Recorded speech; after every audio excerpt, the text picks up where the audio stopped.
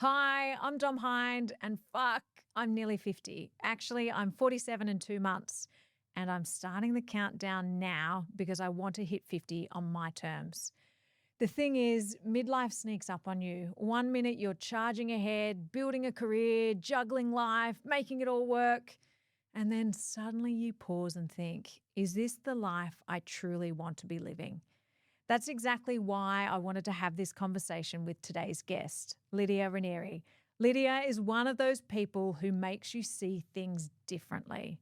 She's a coach, an astrologer, and a former finance and trading expert who built a huge career advising the country's biggest portfolio managers before stepping into the work she truly loves, helping people find alignment, purpose, and clarity in their lives. She's helped me through some of my biggest shifts, both personally and professionally, whether it was deep inner work, navigating big life changes, or that one time we were nearly taken out by a shark on our epic Haggerston Island trip. We spent New Year's Eve on the back of the boat with her boys, caught more fish than we could have eaten, and had some of the most game-changing conversations of my life. Now she's fully embracing her purpose, blending strategy with intuition to help make people the kind of people who are actually fit with where they should be. So today we're getting into it all. Midlife, awakenings, astrology, purpose, finance, and how we can stop fighting against ourselves and start living in alignment. Because midlife isn't about holding on, it's about stepping into who we're actually meant to be. Let's get into it because fuck, I'm nearly 50 and isn't it amazing?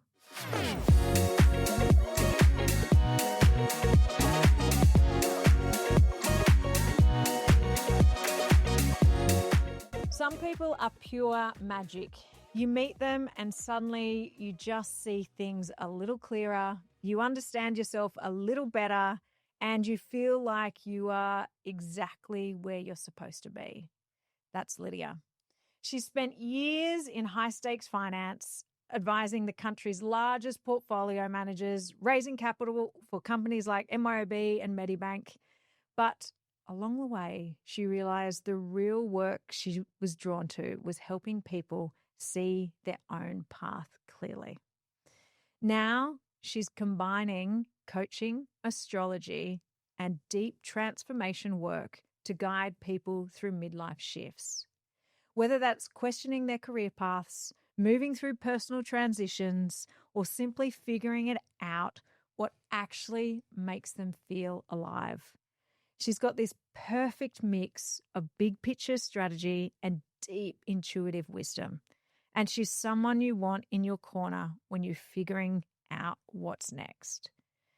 Today, we're diving into it all. Midlife awakenings, letting go of what no longer serves you, which we've had many discussions about. Making space for what does, and how we can actually start making choices that align with who we are. Lidia, welcome to Fuck, I'm Nearly 50. How would you introduce yourself in the most Lidia way possible? Oh my goodness, Dom, I'm not sure that I should introduce myself in the most Lidia way possible because the way Dom just introduced me was magnificent. Okay, well, I can obviously do what Lidia has done, and that's one way of introducing myself. And so, as a first tier, yes, I have a background in finance, 25 years in stockbroking, investment banking, and advice. And it was an absolutely incredible, dynamic, amazing career one. I loved it. I loved every minute of it, and it suited me down to the ground. I'm also a mum. I have 2 beautiful boys. I have a loving husband. I am the daughter of Italian migrants, and I'm very proud of my Italian heritage. I'm just a regular down-to-earth girl, really, at the end of the day. Yeah. And so I can talk about, yes, I've become a coach, and I've always had, even in my stockbroking days, I've always had an interest in the human story and what makes somebody that person that's going to go and be differentiated in a really good way. So I've always been super curious about that. So yes, broker, banker, coach, now astrologer, but astrology's always been there. Yeah. That is something that has been with me. And I really do remember the beginning of it, and I was 12 years old, and I just could never get away from the profound interest that I had in it. I tried to definitely put it in the corner and ignore it, but it wouldn't allow me to. And so that's the doing side of Lydia. But the being side of Lydia is, I am so deeply tied to giving my best. Like that's a real core value in everything that I do. If I'm going to do it, it's going to be my best. Yeah. My best, not the best in a kind of comparative way. I don't really buy into that. It's just, is it my best? I'm deeply interested in everyone's story. Even when I was a broker, the guys on the desk used to call me Oprah and I was the only girl sitting on that dealing desk, and they called me Oprah because clients were calling to talk about pricing and stocks and advice and what's happened and what's your view, and we exchange views, but they were actually also calling to have a big conversation about their stuff. And I actually really cared. And I'm interested in it. It wasn't just, oh, well, this is part of just what I have to do around the transaction. No, I genuinely was interested in what they were going through. And so the coaching was just a normal, natural migration. So I've always been deeply invested in the human story and human potential and care about people's stories. I've been a pattern recognizer. That was part of the broking and it just came so easily and naturally to me. I see patterns. I connect dots. I can see A and B and go, well, I'll extrapolate that, and I can see the implications, whether that's in market movements and pricing. But now I see it as an inherent skill because it is really quite effortless for me when it comes to astrology and seeing the patterns in people's lives, seeing the patterns in cultures and social structures and this moment for humanity. And so, they're kind of really more the essence of who I am and how I work. And I've always been on a quest for deeper meaning. Yeah. I'm a deep thinker, and I think really, really, and I have those quiet moments where I am in that contemplation. What are we here for? What's it all about? What does it mean? I've been a seeker my whole life. Yeah. And I think it is the best introduction because it's who you are, like the stuff that you've done, but also who you really are inside. Yeah. And I think that was probably why we connected first. We were around so many superficial wankers that it was just more, oh, wow, you're a real person. Yeah. And you actually think and oh, you feel too. And you can actually verbalize how you're feeling. And it was amazing that our paths did cross. Absolutely. Astrology. Can you just define what astrology actually is? Because so many people just think it is in the olden days, the Woman Day astrology, or Woman's Day astrology, or the horoscopes, or whatever it is. How do you define it? Yeah. Astrology is something that I think is widely recognized and poorly understood. Yes. As you highlight, not many of us have escaped, the back of the newspaper or the women's magazine version of astrology. And it's part of the reason why I think astrology is misjudged. Yes. And I get it. I get why it is. And so it's been really dumbed down. What I think it is the most powerful, one of many, not the only. There are many ways to access this knowledge, but it is one of the many ways to access profound insight into your own inner patterns, and how those patterns have been, I believe, personally chosen by your soul, so that when you are in this life, this three-dimensional reality, you're going to encounter the perfect scenarios, people, circumstances that are there to test you and help you to evolve and grow. And astrology enables you to see what those patterns are and the timing of them. And with that awareness, see, even as a coach, what we know is awareness is the code breaker to getting out of your patterns. And so I just see astrology at, and the kind of astrology that I practice, which is evolutionary astrology, goes one step further.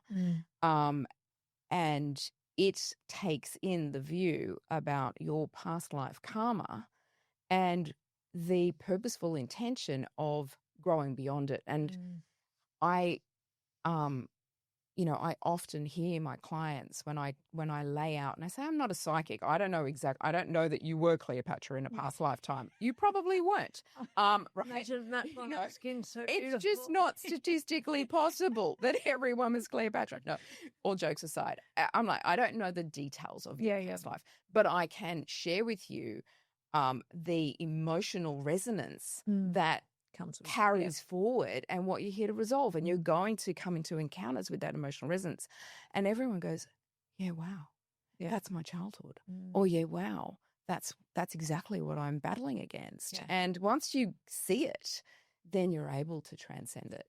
And it's funny because I can remember when you did both Juz and my astrology charts like years ago, and we were both like, yeah, like let's just see what it actually is. And it was great because it looked into the past or behind us, and there were triggers or moments that we went, oh yeah, that's when that happened, or that's when this happened. Oh, okay, you can actually see the patterns and how they did actually translate from astrology. But it is, you start skeptical until you actually see it on paper and go, wow, okay, this is actually what is happening. Yeah. And so that's the interesting thing, it's not really, I don't think its best use is in the way that some people like you go see a psychic, tell me what's going to happen in my future. Am I going to, get the job I want, or am I going to have the relationship? And in truth, no one can tell you that, because that really comes down to the choices that you make. But what astrology will highlight for you is what you are going to encounter as a critical question about, well, what kind of relationship is important to me?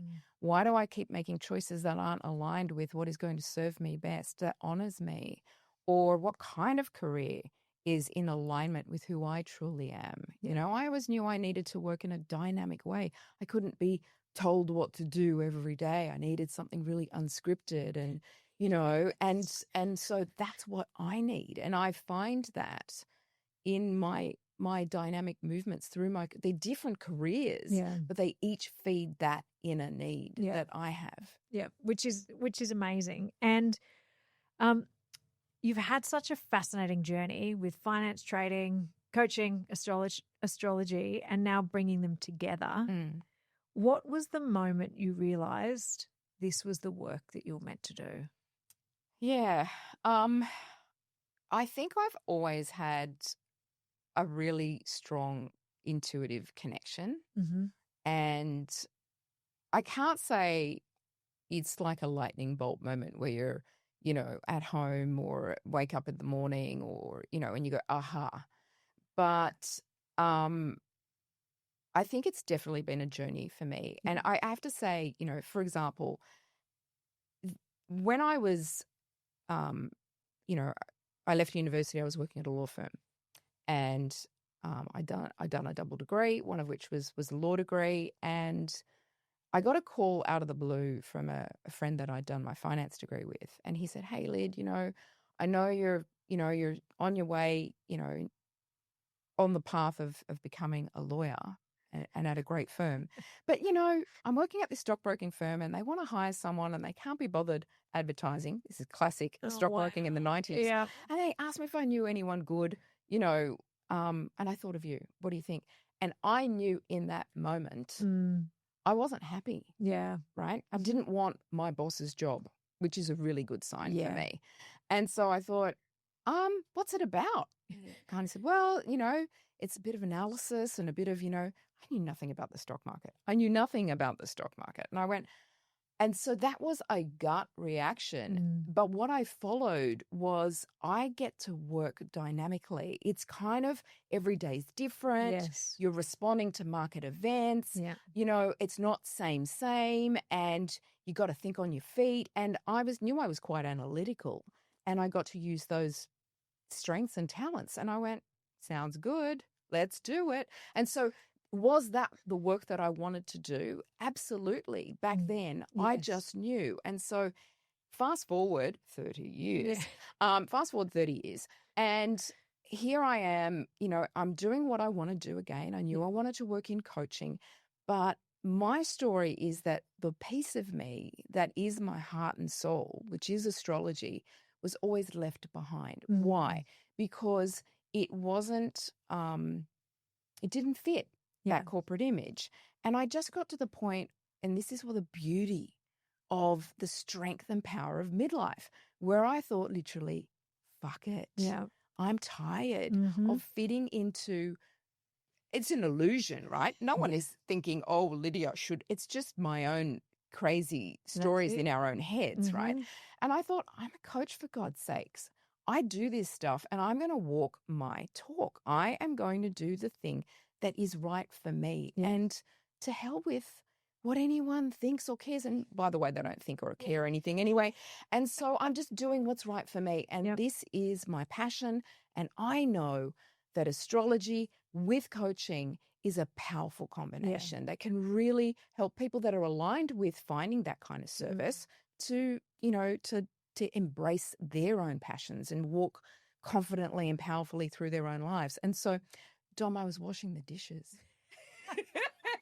I was at the sink and I'm like, oh, I'm not doing the thing that I want. And how does this all come together? And I had a lightning bolt moment where I went, I'm the cosmos coach. Yeah. And that started a process. It was literally that intuitive, deep searching and the flash of, but it's come on a series of many times where I've listened to, this is the work I'm meant to be doing. Yes. And this is just another additional part of the structure of me that's been built over time, where I've listened to, okay, what do I need to do? Yeah. And many times I've done the thing that no one thought was the sensible thing to do, but was right for me. You know what? And that's the thing that I love about your story is what is right for me at this point in time. Yeah. Because it's so interesting how things do change. And you shouldn't be doing the same stuff as what you were doing when you first started. Right. Because you grow, you change. Yeah. You don't want to be stuck in being, a lawyer because it just didn't fit you. No. It's no, like, God, no. Not me. Yeah. It's, yeah. No. Yeah. So many women hit midlife feeling like they've been living on autopilot. How do we start reconnecting with what we actually want? Such a good question. So how you reconnect with what you actually want starts with asking yourself the question, right? And I know that just sounds so obvious, but ask the question and then listen to yourself. And I'm laying this out because some women don't even ask themselves the question. But you know what? Right? Even with that, because I know we've had a lot of discussions about this with, everything that's happening in, midlife. And when you say to me, ask the question, I ask the question, but then I get distracted. Exactly. And I don't actually give myself time to stop and answer the question about what I actually want. Yeah. And it's hard. And it's hard because at this stage of our lives in midlife, and I'd argue, it's part of the setup. So you come into your 20s all you're asking yourself is what you want. Yeah. You're only doing what you want, right? It is all about you. It is, Me, right? And it's the adventure and it's the journey. And Yeah. I'm tuned into what I want. I'm going overseas. I'm going to, go here. I'm taking a year off. I want these I'm going out to things. dinner. I'm doing it. Yeah. Yeah. All of it. And so by the time you get to your midlife, 40s, 50s, you have answered that question many, many times, but then you're in the execution of it. And some of them are long tail things. My career, my family, having my children, they're all things that I want. But somewhere in that journey, you just lose the connection to repeating the question because I'm in the process of executing something I wanted 10 years ago, 15 years ago. And so there's no real refresh on it.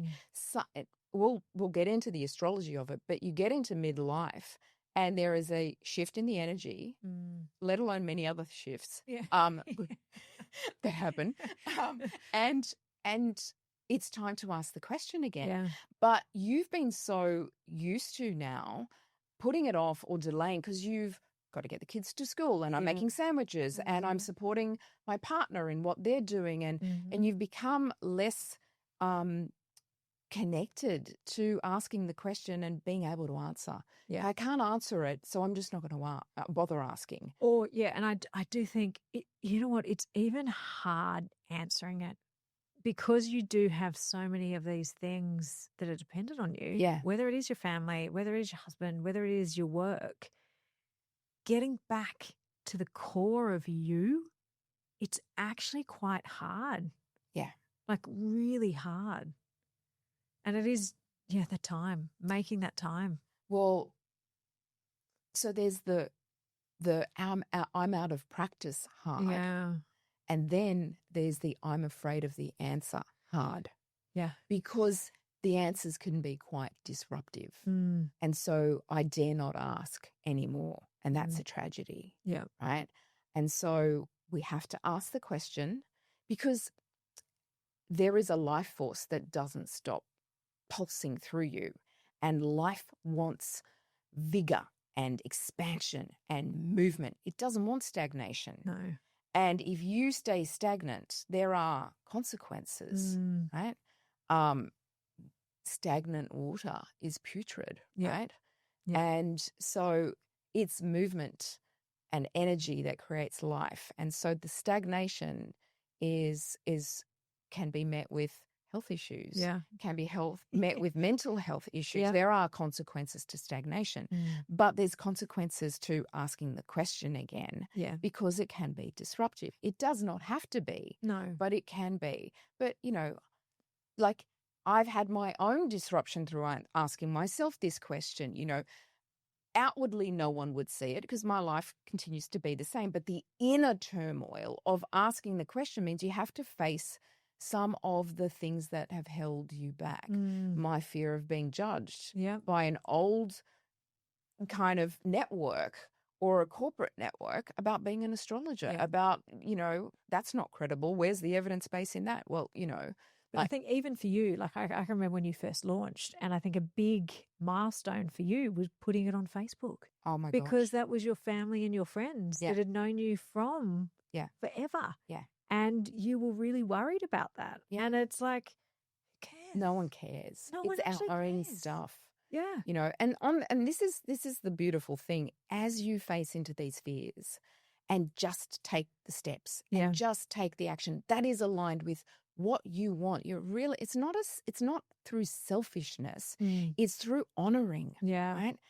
They have different qualities and energies. You've got to be able to differentiate when it's honoring because it is self-love. It is self-respect. Yeah. And then that's different. Those fears, they just melt away and they're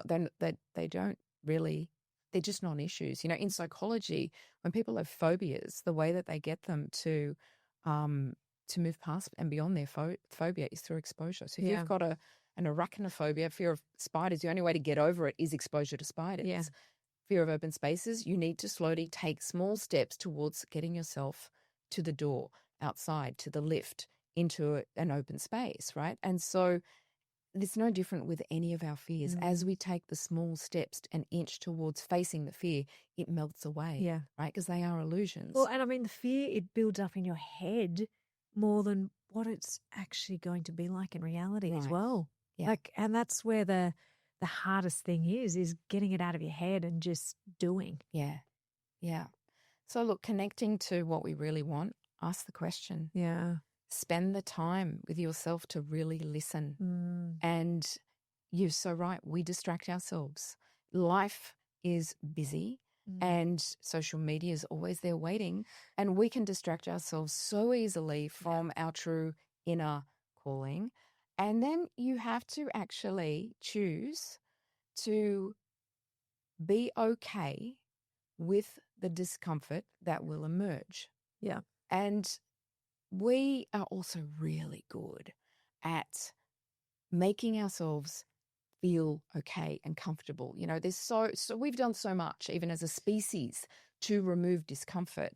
And, you know, when I'm coaching, one of the things that I love saying to my clients is, if you can remember, or if you're even blessed to be near a small child before they've learned to crawl, notice the struggle, the strain, the frustration, I can't do it. And what's that child doing? They're doing little mini push-ups and they're on their tummies and they're lifting their heads up, and it's freaking hard. Yeah. And it's hard and it's hard. But what do you want? You want to see that baby push up and off and start crawling. They're moving. Yeah. But they can't do it without the struggle, without the strain, without the discomfort. You've got to lean into that discomfort over and over. And it's not once. No, It's a lot. And then eventually you are strengthened and you move. Yeah. And then what are we doing? We're all gathering around going, go. Oh, my God, did you see that? We're cheering. And it's still the same in adult life. Yeah. But the struggles are abstract. They never leave us. Yeah. And we are always, to the day we leave this earth, confronted with our own things that we must struggle and strain in. Don't avoid it. Yeah. Because that weakens you and you'll be the baby that never crawls. Yeah. So start to strengthen yourself and face into the discomfort. Yeah. And be with it. And then you'll move. Yeah. Yeah. That is, it's great advice. Definitely great advice. With astrology, you've talked about a lot, but how do you see it as a tool for personal growth rather than just being, you know, the horoscopes that we've all had or read in the past? Like, what is it as the tool? Yeah, so look, that's probably a good segue from this discussion and midlife, right? So the tool for it as to use it as a tool for personal growth is to actually go deep into your own blueprint, right? And use it as a tool for self-awareness, just like you would a psychometric, right? Just before you go, so how do you, and I mean, I know the answer to this, but how do you actually judge or your chart? Like what are the criteria for understanding what your chart is? So it's the time and date and... The day you were born, so your birth date. Yes. The place you were born. That's right, yes. And the time that you were born, time of day. Yeah. And for an astrologer, 4 minutes makes a difference. Yeah, wow. Right? So as exact as you can get it, if you have a hospital record, brilliant. Mother's memory is not very reliable, but at least it does tell an astrologer it was the morning, or mum remembers it was like after midnight, but not yet morning. And it gives you can narrow it down. Yeah. And what that means is you narrow down a range of potential rising signs. And anyway, we won't get into the technicals, but that's... Yes. And so that's how a birth chart is constructed with those 3 points of data. And so then you have your cosmic blueprint and you have your karmic story and you have life is unscripted in the choices that you make, but what is kind of almost soul chosen by you, and that then shows up, is the questions that you will face. And that's how I use astrology as the tool. Yes. If I see a Mars transit to somebody's, to their sun, to their moon, then the question is being asked, what part of me is avoiding taking a risk? What part of me is avoiding a brave choice right now? What part of me is devolving into petty conflict? This is all Mars energy, right? Yeah. Misdirected Mars energy is going to find itself on a battlefield, internally or externally, in petty arguments. Why? Because that energy is actually about, why am I avoiding my need for adventure right now? And so when you come at it through that lens of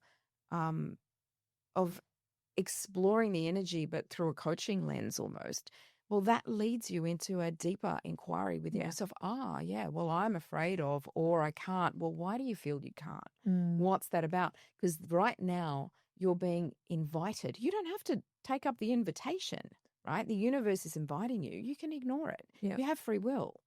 But, for every move we make, there are ongoing consequences. And so again, back to like a coaching lens, as I say to my, when I'm coaching, it's like your beliefs shape your reality. Yeah. Because they will craft what you expect to see and find in the world. And so through astrology, I can interrogate the beliefs so powerfully, right? And you can choose to take this time to get rid of the lies in your beliefs that you shouldn't be holding on to, or you can continue with them. Yeah. And I think that's the biggest thing. And it's, we've had so many chats about, you get to this age and you go, what are my beliefs for now versus what they were when I was younger? But also the biggest thing is, what stuff do I need to leave behind? Like the stuff that I thought was true early on in my life, is it actually still true for me today? Or have I grown? Or have I got things that are absolutely different to what they used to be? Yeah. And that's a hard question, or it's actually hard to go, okay, that part of my identity can stay there and I don't need it anymore. Yeah. Yeah. We do change. We do. And, that process of shedding, from when as children, and this is the beauty of astrology as well. It really does show us what happens in the family system. And, astrology calls this the conditioned self because, well, Dom, if you are a good girl and you tidy up your bedroom, then I'll think that and so then you adopt those beliefs that are given to you from the family system. And, of course, families impart their values. But there's always something about you that's unique and different and maybe needs something somewhat adapted from those original beliefs. And some of them just don't serve you at all, right? Because your parents have got their own issues and they're trapped in. And so we come out a conditioned self and we spend the rest of our lives addressing, I was given that belief. Is it really true for me? Yeah. And then there's really we walk a path of courage to dismantle it and find what really is the truth for me. Yeah. And it's funny, like even you talking about the beliefs you were given when you were little, like I'm just thinking back to, even the houses, because we moved around a lot, that we lived in, they were all showroom, all beautiful, all, never anything out of place and no photos, no nothing. And you go, now I'm like, stuff that. I want a bit of mess, like occasionally, but I do want a bit of mess and I want a bit of color and I want photos everywhere. Yeah. Because I want it to be real. To look like someone is living a life. That's it. And it's hard to break that mold or hard to leave even just something as simple as that behind. Yeah. Because those conditions feed a story into us of how I have to be to be okay. How I have to be to be okay, but how I have to be accepted as well. Oh, which is a massive thing. 100%. Yeah. And where those beliefs make you feel energized and expansive and yes, this is me and I like it this way, versus trapped and controlled or shackled or burdened or, oh my God, the dread of I've got to maintain this part of me that kind of tyrannizes me under its kind of, cracking the whip Yeah. way of being, Yeah. then that's when you know that Yes. it's time to let it go. Why does midlife feel like such a massive identity shift? And is this just age or is something bigger happening? There's a lot happening in midlife, and it feels like a big identity shift because it is. Yeah. Like it really is. So the way that I think about this is what's happening. We've got biological shifts. Yep. For women, we know we go through peri and then postmenopause. So there's the biological shift. There's the effects of gravity on our faces and bodies. Yeah. Right? That we have to confront or run away from. Or but deal one with. way or another way, we're dealing with it in whatever way we choose, but we have to deal with it. And then there are social shifts, for some of us, kids are growing up, going through different stages with our children. For some people that had kids early, they're now leaving home. So there's social shifts and there's career shifts as well, usually in 40s, because where you were used to, if you were blessed to have kind of got it right and took the action, you've gone through a rising star phase. And now in your 40s, you're plateauing. And what do you do with that? What do you do when you're used to momentum and movement and now Stagnant. you're at stagnance? Yeah. And so what's happening in midlife is all of these waves are crashing on the one shore, right? At once. Yeah. And so it is a unique time that you've got the multiplicity of these shifts. Then if I look at it through an astrological lens, when we get into our early 40s, we have we all experience this. It's called a Neptune square. Neptune transits around and makes a square to our natal Neptune. What does that mean? Well, Neptune has to do with what is it that is beyond what I see. And so it has to usually do with disillusionment.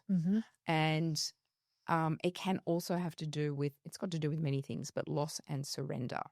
In its creative expression, it's vision and it's imagination and it is real creativity. But there's a transcendence that comes with Neptune. When that square hits, which is a tense alignment, what the questions that are being asked is, how does who I am now, how do I line this up against the vision that I had of myself? And is it time for a new vision? And usually this is the beginning of starting to seek deeper meaning in our lives. And no one prepares us for this.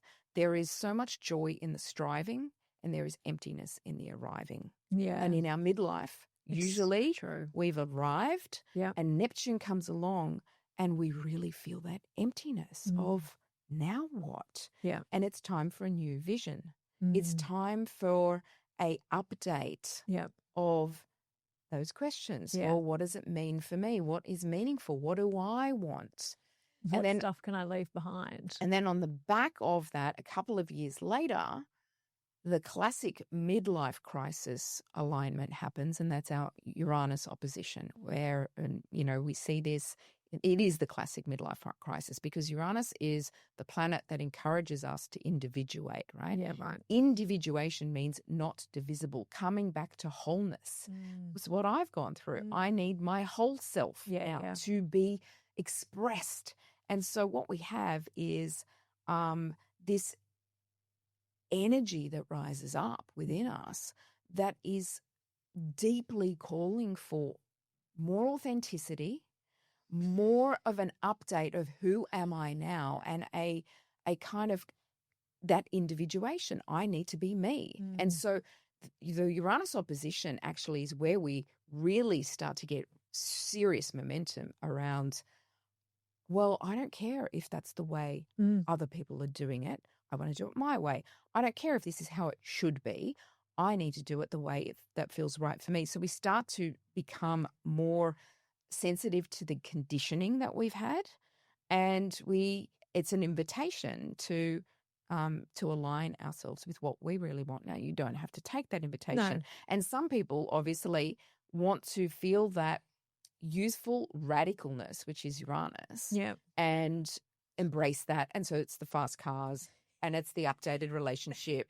And I'm going and I'm starting, it's a startup and it's a thing and it's whatever, right? And so that's a way of accessing the energy. Yeah, okay. There's many deeper ways to access it. Yeah. Yeah, okay, good. And I think this question probably is a good one to roll from, but so many of us feel like we should have it all figured out by now, but we don't. Why is that? Do we ever? I don't know. What's all figured out, you know? And so again, that's just one of those illusions that we carry around. And, you know, this one really links into compare to your despair. Yes. Right? Yeah. We look around and we compare what we see out there, and we therefore then we don't know anyone else's, you know, true where they're at in their lives, what they're really experiencing, how they're feeling through their own life, their friendships, their relationship with their kids, what's going on in their family, with their parents. We don't know. No. Yet, you know, particularly in our you know, consumer-driven, materialistic world, if they're driving the right car that we might aspire to drive, or if they're living on the right street or in the right suburb, or seem to, you know, their kids seem to like, you know, whatever, represent something that our kids are not. It's the compare to your despair. And we just make up the stories that reinforce they have and I don't. And it's such a disempowering. One, because it's just not true. No one has it figured out. And two, it kind of becomes self-fulfilling for you. And that's the real danger, that the more that you are in that state of comparing to your despair, you are dragging yourself down and convincing yourself that what you have isn't enough. Yeah. And then it's the tyranny of more and striving. And so all we really need to do is check in with ourselves and ask that fundamental question, you know, what is it that I want? And the power behind that question really should be, you know, almost like the preparatory material for that is, do I know what my values are? Yeah. If I know what my values are, Yeah. and I really am clear on my values, then I can safely ask myself what I want, because I know what I need to feel meaning and fulfillment. But if I don't actually check in and honor what my true values are, then I can ask myself what I want, and I'm still going to be manipulated by a willing media and the stories I tell myself by looking out at other people. And I get a distorted sense of what I think I should want. And it's funny. So Shannon was on the podcast previously, and she was one of the ones who made me just focus on the values. And for me, those values, they're just such a critical thing for any decision I make. Yeah. It's not health, family, happiness, pleasure, adventure, and fun. Not interested. Yeah. And it does stop you by having those comparing to others. Yeah. Yeah. Because you come back to, this is what I know matters to me. Exactly. Yeah. And I do think that there are so many people who just do not know what matters to them. Yeah. And they are guided by everything that is going on around them. Yeah. Which is not right. No, but, you know, I guess in that sense, I bring a lot of compassion to that. I think it's part of the human journey. You know, sometimes we need our own pain and suffering through these misguided, you know, the misfiring of, wow, I really thought I wanted that and now I've got it and it doesn't make me happy at all. Yeah. And you know what? There's value in that too. Yeah, if that's your road to learning, then I celebrate that too. Yeah. And I think there is something in that where you actually get something and you go, oh, yeah, is this it? Yeah. That actually doesn't make me happy. No. Okay, great. And I do think that that is a good learning in itself. You're right, because at least you know. Yeah. Yeah. And sometimes it's the things that create aversion. You know, sometimes we learn faster through aversion because we're so primed for avoiding threat, and we have to rise above our fears, and so anything that creates aversion in us kind of really locks in. Yeah. So you've made some bold choices, moving to the Byron hinterlands, balancing two worlds, coaching, astrology, and everything in between, diving deeper into astrology and actually owning that. What's been the hardest thing about embracing that change? Look, confronting myself, Mm. I think, you know, I think I have gotten much better as I've gotten older Yeah. at adapting to change. And I kind of use this little radar check with myself, right? Change comes, it's inevitable. We know it. And astrology's helped me so much with this, right? I really do use it to not what's going to happen, but to check in and go, where's the energy flowing? Yeah. The energy's flowing this way. I have to flow with this tide, and it's lemons and lemonade, right? Yeah. And so when a change is moving through my life, I'm like, how do I make this the best possible thing it can be for my family, for my relationship, for me? And what's in this for me? If life is taking me in this direction, okay, so let's make the most of it. And so, change for me is something that we can really learn to work with. And I use the acronym for myself: creates healthy and necessary growth experiences. Yeah, right. Okay. That's change. Yeah. And so you can resist it, but it's pointless. Yeah. What can be Hang on, what was growth? the end? Creates healthy, CH, A. creates healthy and necessary, N, Yes. growth, G, experiences. Okay. Right. Necessary. I think that's a good one. They are necessary for our growth. And that's something that we get into when, things do happen for a reason and there has to be some growth taken out of it. So rather than getting in the dumps about it, it is, okay, what can we actually learn? No one gets out of this experience without some serious scars on the heart. Yeah. No one. Yeah. And we're here to learn. The purpose of this journey is learning and growth. Yeah. And you can choose it or not, but it's going to get dished out to you. Yeah.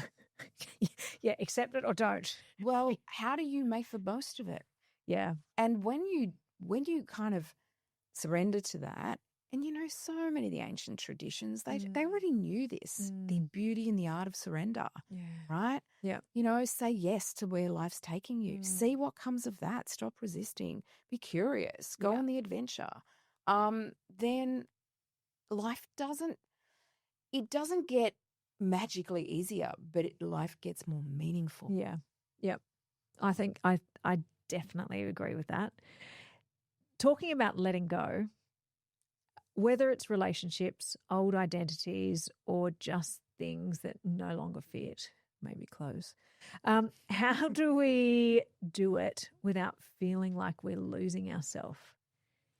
Is it reframing it? So even just based on what we're talking about as a growth opportunity, it's not losing, it's actually growing. Yeah, well, we do have to shed our old identities. We just don't stay the same. Somehow we get into adult life.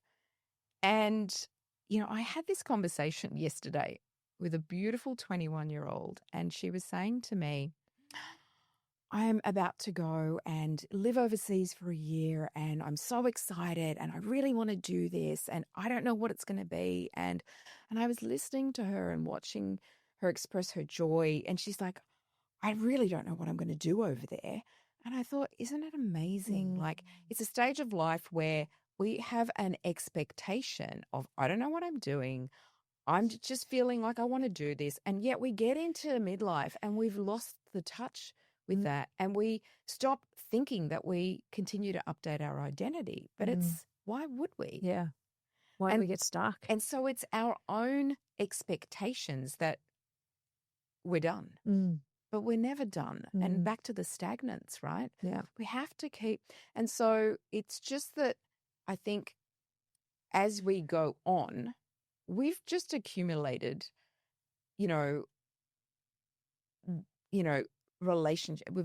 Usually we've got a partner, a marriage, we've got children, we have assets. It's harder to update that identity. But some people find that, wow, I thought I wanted all of this. And actually it turns out I don't. That's one extreme version. Or I really have wanted all of this, but now I'm feeling into something more or different. And I need to go in this direction to honor the things that my new interests that are emerging. Or now it's a time of life where I put things on hold, but I have the space or the money or the whatever to pursue that. And I'm going to. And so we never stop updating the identity. What do you think the biggest fear is with people in accepting their new identity or moving into that new identity? Two things. It's what other people will think. 100%. Why do we care so much? Like, no one actually thinks about you. And look, if there are people out there that have got a crappy thing to say, well, you don't really want them in their life. Really. Don't say it. They're not the ones your crappy friends. They're not your people, right? They're not your people. And usually they're saying those things because they are in deep in their own suffering of their own judgments and their own, fear factors that are controlling them. And so, yes, it is our fear of what other people will think, but hopefully we don't marinate in that too long and we just take and action is the salve. Action is the thing that gets you out of that funk, and you just kind of feel good by taking the action. And we know that it's action that builds confidence, right? Little steps that show you that you can do what you say you're going to do, that you're going to show up for yourself. That's how you build confidence. Confidence means faith in myself with faith in me. That's what confidence actually means. And so take little actions and steps that are for you, and you go, that feels good, that feels right, and you take the next one. And the other thing is, some people do face a disruptive moment. And so, of course, it's only normal and natural to kind of want to put the brakes on ahead of that big disruption, right? That's not easy stuff to move through. But, your midlife can be a full rebirth moment, and it is a real incredible opportunity to rebirth because, we usually kick off from our 20s, and now I'm talking through the lens of a Saturn return type frame astrologically.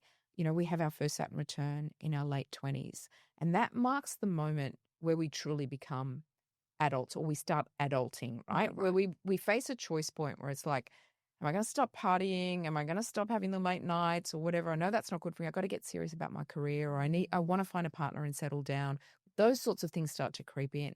And what happens at that Saturn return is we have come through youth with so much idealism, and we're meant to, we start out as children in dress-up mode and imagining ourselves here and there, and we play all these different characters as we're feeling. What's happening is we're really feeling into, who am I in here and what do I want? That's the way a child does it. So you get into that Saturn return phase, and that's the time to realize. That's what Saturn is. It's a realization type planet. It makes things real. It gets real. And so we start the process of walking the path to realizing our dreams. And so we leave with that energy and that passion and that vigor, and the real work of work starts, right? And Saturn is that planet that makes us work hard, do the hard stuff. And so then that carries us with a lot of momentum through our 30s, and midlife is kind of halfway. Your mid-40s is halfway to your next sort of Saturn return. And it's the checkpoint. It's the checkpoint to say, oh, I've realized all this stuff. I've arrived, or I'm in the process. You get there in your 50s. And then, you kind of go, right, well, now what is it that I'm going to do? I have to update my dreams. And the next one around is about the dream with the wisdom, Yeah. Okay. right? And the knowledge. And the knowledge. And the letting go and the being yourself. Right, because what happens once you get the second Saturn return comes at around 58, and so that kicks us into the next 30 years, 58 to 88, and we like our elders, not to say don't be cool and funky. We love a cool, funky elder, but there needs to be gravitas there, weight, the benefit of the wisdom seen, experienced, lived. And then that we want the elder to have put it into practice in their life, and we kind of revere and respect that. But the elder that's like, man, doing burnouts in the car park, no, actually, something's not right. No, they're definitely not right. That is 100% sure. And that's a metaphor. Yeah. Right? If someone has never looked at their astrology chart before, what's the first thing they should pay attention to? Wow. Okay. So many things. I really, really think the first thing they have to pay attention to is their north and south node. Okay. It begins there. Okay. And what does that actually in normal? What does that mean? What is she talking about? So the north and south node aren't physical objects in the sky. Yep. They are points that represent the plane of intersection of where the moon's path of travel with the earth intersects around the ecliptic, around the path around the sun. So these are intersecting planes of travel. Right. And as you map out that point of intersection, it occurs at the moment of your birth. Where is the moon in the sky? Yep. Where's the earth in the sky? Where's that relationship of those three bodies? And how do we mark out it's almost like the north and south pole of the moon. And why is it so important? Because from an evolutionary astrology perspective, those points are like an energetic portal through which the soul moves through the various dimensions to move from non-physical into this physical dimension, and the soul is carrying soul memories of previous incarnations. Yeah. And so that point happens to delineate the specific karma that your soul wants to address in this lifetime. It's not the immediate prior life. I can't say whether it was the one before this one. Yeah. It's just you might have lived thousands of prior lives. It's just that the alignments, the way that the energy is reflected, creates the opportune energetic field for which you move through in your lifetime to address that specific, karmic set of limitations, the wounding for some people. It's trauma. Yeah. My goodness. I mean, one woman couldn't explain her deep trauma that she had and had this attachment to going to Burma and being with the Burmese people. And, I didn't know anything about this. And I kind of laid out, the trauma that she'd brought in from a previous lifetime of a displaced people and, a potential genocide or whatever it was. And she was, I'm not saying she was Burmese, but she went there to be, and she couldn't ever explain why she needed to be there. Yeah. So it's certain things like that help people go, gosh, I could never explain what that was. Yeah. And I think it's fascinating just from the, the internal aha moments that you go, oh, that was my thing, or that was something that was playing on my heart or internally within me, and you help decode that. Yeah. And so that as a starting point Yeah. is the first most impactful thing, because before we even get into what your sun sign is and how your ego is constructed in this lifetime and what things that ego needs to, what experiences it's seeking, what its values are going to be, what it needs to overcome, it's so important to understand, well, first of all, what's happening for me at a soul level. Yeah. And then those soul points not only talk about the past life karma, but the most impactful thing is the North Node tells us what our greatest potential is, our North Star, genuinely our North Star in this lifetime, what we would love to think we achieve by the time we have departed Yeah, this yeah. life. Yep. And that actually is a really, we can look at, Big thing. it's a to big thing. actually And understand. well, you've got an intimate understanding already of your sun sign, Yeah, or yeah. when we look at, your Venus position and we talk about the nature of you've already got an innate connection with it when an astrologer kind of describes it to you, but no one comes in here knowing how to do their North Oh, Node. And that's the yeah. work of the lifetime. Yeah, yeah. And that's where we go, oh, I just feel on track. Mm. And we know it when we're off track. Yeah. It feels so wrong. I can feel that. What's something small we can do daily to start living more with purpose? Something small. Ask yourself, what do you want? Yeah, look, of course, ask yourself that question. So, what is purpose? Like, what's our purpose? I get asked this question a lot. And it's both incredibly simple Mm. and ridiculously challenging. Yeah. And our purpose is to live our lives with and in love. And that's just so ordinary, right? Yeah. But when it's like when I say to you, do you love without conditions and without limitation and fully freely? Do you love your work? Do you love your life? Yeah. Do you love where you're living? Do you love your friendships? Have you got people around you that maybe aren't good for you? Do you live your life wholly and entirely with love? Because when you're loving life, Yeah. I love that. you are on purpose. Yeah. And so then the second derivative of the purpose question is, so what should I do that expresses me living wholly, totally, no holds barred, in love with my life? I love my job. When you meet people that love their work, they're living their purpose. Yeah. But a lot of people come to the purpose question with the what should I do? Yes. And it's actually how should I be first? I need to be in love. If we aren't living our lives as much as we can in love with our life, and I mean all of its facets and aspects, and this is where, what would I do that shows love? Sometimes we need to be love to another person. And yes, we make, sacrifices for another. And that's a choice through love, not through obligation, right? Yep. So I'm empowered in this. I'm not like, oh God, I got to do this. I'm choosing for love to do it. So, when we do that, life takes on a completely different quality. It becomes really magical. But it's not a question of what's my purpose, what should I do? That drops out of what do you love? What enables you to connect to the feeling of love?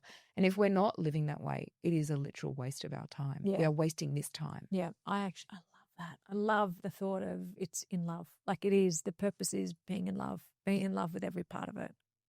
Yeah. Because if you're not, you can feel it. When you're not in love with something, you feel it and you just feel. Bleh. Yeah. And look, from a philosophical perspective, my way of coming at life is I don't believe that, life ends here. I believe that we're spirits and we've come into this. We are parts of a divine source that wants to understand itself through consciousness, through this third dimensional material experience. And so when we return to that, we are love. Yeah. We are in the body of love. And so the purpose of being in this physical vehicle and moving around is for love to have the experience of physical, real, touch-based, interactive. What does love feel like in a physical way, in a physical expression? Because out of these bodies, we are that, but we don't have the physical expression of it anymore. So what we do, who we're with, how we spend our time in action, in the doing, is that extension of the expression of love, ourselves as love. If someone is feeling stuck, what should they do? Well, they should, I guess I would say, have you got someone who can listen Yeah. a really, really good friend Mm. who will just allow you to talk. You know, journal, Yeah. right? Journal without any objective. Just start writing. But you've got to take some time to be with yourself. See, if you're stuck, you're avoiding yourself. Yeah. Something. Yes. I like that. If you are stuck, you're avoiding yourself or you're avoiding something. Yeah. Okay, great.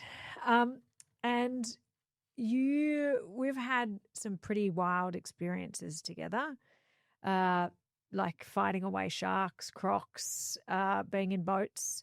What's a moment in your life that you've had so far that is your fuck yes moment In my whole life? in your whole life? Oh gosh. Oh. I've had so many. Yeah. But isn't that's great because that means you've been living in love and living with that purpose. Yeah. There was one time I'd gone traveling on my own and I was in South Africa and I decided I'd go for an afternoon walk and climb Table Mountain on my own. And I got to a point where I was on a really narrow ledge and I knew this is my, like in my super fit days that, you know, being able to do a chin up and lift my body weight and get up the ledge was not an issue. So I had so much confidence in my physical ability. And I went to do the ledge and for some reason my mindset shifted and I just got a sense of that thought came in of what happens if this goes wrong? And I literally had a whole body freeze. I'm on the edge and I'm like, oh, fuck, no one knows I'm here. Traveling on my own. What would my mother say? What would your mother Lydia, say? you're crazy. Anyway, so I I kind of edged myself back down off and I went a ways back down and there was another guy coming up and we chatted and in that moment, you know, I kind of he said, look, I'll walk with you up the path. And I got back to the same ledge point. And sometimes, you know, this maybe is a metaphor for life. Sometimes we just need at certain moments in our lives the right person to come along for that little push or that little encouragement. He didn't help me. He was just there. And I got to the same ledge point and I pulled myself up and off we went and we got to the top. And so that was a real fuck yes moment because of the heart stopping, my body won't work, the adrenaline was coursing through me. And then I came back around and up I went. And so, gosh, I didn't even know I was going to tell this story at all. I think that that's just so important to sort of, for me to remember that sometimes we get to something the first time and we think I can't. Yeah. And we just need to breathe, regroup. Maybe we retrace a little bit and we go again. And we know that we've got everything we need to carry us up and over and forward. And that was a real, and it's a moment of, I've got everything I need. Yeah. I can do this. Yeah. Yeah. I love that story. That it's such a good thing, isn't it? Because you go, oh, but you did it. Yeah. You just needed that little bit of encouragement. Yeah. Just a little bit. Yeah. Not too much. Okay, so Lids, this has been amazing. I feel like even though I know a tinsy bit about astrology, I feel like I know so much more. It's always a joy to see you, and you always bring so much love with you whenever you come around. And we've covered everything from purpose or now, which I think is a much better definition of in love and living in love. And astrology, finance. We didn't talk about how you left finance, but that's okay. And how to trust ourselves more in this next phase. Because I think that's really what it comes back to is how do you trust yourself? How do you actually understand you and what you actually want more? And taking the time to do that. So before we wrap up, I've got one last question for you. If I should try just one thing before I hit 50, something fun, bold, and pushes me out of autopilot, what should it be? Okay. Well, you're going to get a Lydia answer. You're thinking like, whatever. It's not jump out of a plane, Dom. It is so not that. This is the one. And this is from my recent experience. Become a beginner at something that scares you. And maybe you're doing it. Maybe it's this. Maybe it's the podcast, right? And the reason I say it is because I've just done this, right? I have become a beginner again. And it's kind of, why am I saying this? Because if you give yourself the permission, the license, and if you frame it in the right way in your mind, you can get that stagnance out of your life and moving again. Because when we give ourselves the permission to become beginners again, and we can suck at something for a little while and it's okay. We get the joy and the satisfaction of learning again, and that's so stimulating. But we don't have with it the expectation of being a master at it yet. And it's okay to like not know what you're doing. We get into midlife and we're meant to have it all figured out. We're adults. And so I'm sort of saying choose something. It doesn't matter whether it's learning to play an instrument, learning a language, it doesn't have to be a whole identity reinvention like I've gone through, but just begin again at something and you will connect to the joy of climbing a new mountain. And that's really cool. Yeah, it is. And I do think, this podcast is definitely becoming a beginner, because I am learning so much. And, I always talk about the first pancake, flip the first pancakes, the first few are a bit like, bah! But it's, the joy. It's just fun talking to amazing people, hearing their stories. And I love that. Yeah. Become the beginner. Yeah.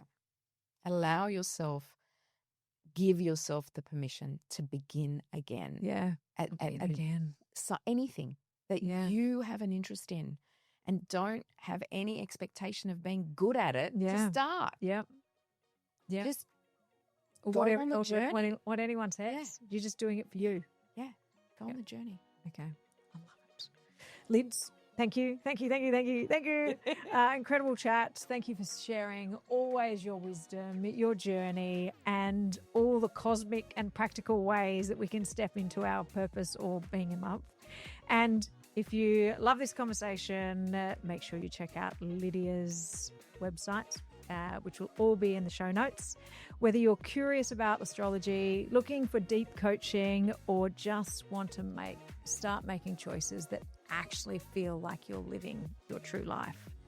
If you enjoyed this episode, hit subscribe, share with a friend, and connect on socials. And before you go, why not take Lydia's Try This Before You're 50 challenge?